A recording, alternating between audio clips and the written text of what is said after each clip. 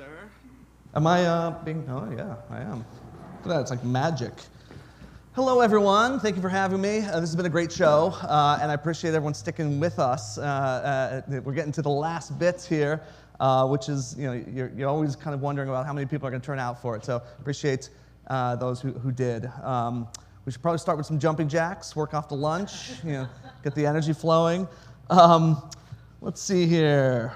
So I'm Chris Black, CEO of GridX. So GridX is a rating and billing platform that we partner with regulated utilities to do things like implement time of use rates, do full population analysis on those rates to understand how a population will be affected by a rate, as well as kind of what it does to a utility's revenue, and so and add on billing solutions and things like that. But today I want to talk to you about time of use and kind of variable rate pricing, time varying pricing, because I think historically we've looked at TOU rates as kind of a means to an end to tie the price of energy to the cost of the supply, and that's kind of it. But we think that you can do so much more with it. And if you do it right, you can create this situation where everybody wins. It's not just a utility tool. I think you can do it in a way that creates real customer value. So, okay. If anyone's standing, you might want to sit. I'm about to say the most controversial thing. You shield your children's eyes. Demand side management is hard. Yeah, I don't think anyone disagree? No, yeah. It's really hard because we don't control it, right? Consumers are going to do what they do when it's convenient for them, but that is a really difficult problem. We have effectively two solutions for trying to manage this. There's kind of direct load control, and then there is kind of behavioral modification. Both are kind of successful to varying degrees, but both have challenges as well. So direct load control is it's a tremendously difficult thing to do well at scale, right? You have to educate your consumers about it. You have to get them to enroll. You have to get them to install devices. You have to be able to get those devices registered onto the platform so you can dispatch events to them. You have to then dispatch the events and hope that they don't opt out and hope that you don't do so many events that they opt out of the entire program. And that's just a tremendous amount of customer friction. But that is the tool that we have. The other tool that we have is in kind of behavioral modification, which behavioral demand response and things like that, which is effective. It's less effective from a kind of a load shift perspective, but less customer friction as well. I think people like the idea of being able to control their own destiny, but you're still asking a lot of the consumer by doing that, asking them to take some action at a certain time.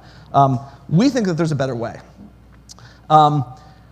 At the same time that demand is getting harder, right? Like with the electrification that is occurring right now, that demand problem, that demand side management problem is hard right now and only getting harder. But we used to be able to say, like, well, at least we controlled the supply side, right? We absolutely nailed the supply side. Well, that's no longer true, right? The supply side is becoming increasingly non-dispatchable and increasingly more difficult with the proliferation of DERs. So what used to be very, very dependable, very, very easy, has now gotten much harder. And on top of that, we, as an industry, we're signing up for very aggressive decarbonization goals, which is fantastic, but that's a complicated formula of, we can't control when the sun's shining, we can't control when the wind is blowing, yet, consumers are going to consume when they want, and so how do you align those intermittent renewable resources with the times where consumers are consuming? And in a way that's going to help you achieve your decarbonization goals. So what if I told you that there's a better way of doing it through time of use, which gets you kind of the best of kind of what demand response, direct load control does with the customer experience, an even better customer experience than kind of the behavioral stuff. So one of the our utility partners had a 75 megawatt load reduction during their highest kind of peak in August of this year. That utility may or may not be in the room. They are in the room. They're here. But that is equivalent to their third largest demand response program. So that's a huge shift in a way that consumers really like, right? We're giving them the tools that allow them to understand when it's expensive, when it's not. And historically, this is a really difficult problem, right? As an industry, we've been very good at talking about energy consumption, changes to energy consumption, and we kind of go out of our way to ever talk about bill impact because the electrons are just one line item on your bill, and there's 15 to 20 other line items of taxes and tariffs and fees, and so it makes it hard to talk about if you take some action, you'll save so much because of that. But that's what we do. We take all that data and we turn that into a real conversation with customers by talking about kind of the bill impact, and that creates the visibility for consumers to really understand their impact and kind of the impact to their bill in ways that they really understand. Dollars and cents. People don't understand kilowatt hours, they do understand dollars and cents.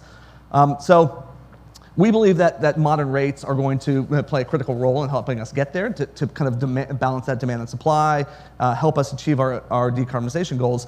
But there's a big but coming. So right now we have over 300 utilities that already have time varying rates. But 71% of consumers that are eligible for time varying rates are on the wrong rate. So they could be on a better rate to both achieve their utility goals and lower their bills. This problem's only getting worse. There was an 8% increase in cost of energy. The price of energy is only going one way. And 39% of the U.S. population live in states today with renewable standards and requirements, and that's only going up. So this whole soup is getting more and more complicated, right? The demand and supply equation is getting more and more complicated. But we believe that if you do time varying rates right, that everybody wins. So it's no longer just a utility tool. If you do it right, you can do it in a way that creates real consumer value as well. So everyone knows this graph, especially being here in California. The traditional demand curve, you now have all of these DERs turning up, which creates the duck curve we're also familiar with. This is no longer just a California thing. As the electrification journey continues and as DERs proliferation continue, more and more states are going to look like this. This is going to be kind of the standard curve. That's kind of what the new supply curve looks like when you take all that into account. Obviously, not meeting the demand, creating this kind of gap that we're all familiar with. But we believe that rates are a really powerful way of filling a lot of those gaps, right? You can create things like, and use it with other tools that you have, but you can create things like EV rates that are incenting consumers to charge at different times. You can even create real-time dynamic rates. You can do things like prices to devices so that you're getting the best of both worlds, direct load control, but not having the customer have to take actual action, that things just kind of respond. So we believe that time varying rates are a really, really powerful tool to address this grid problem.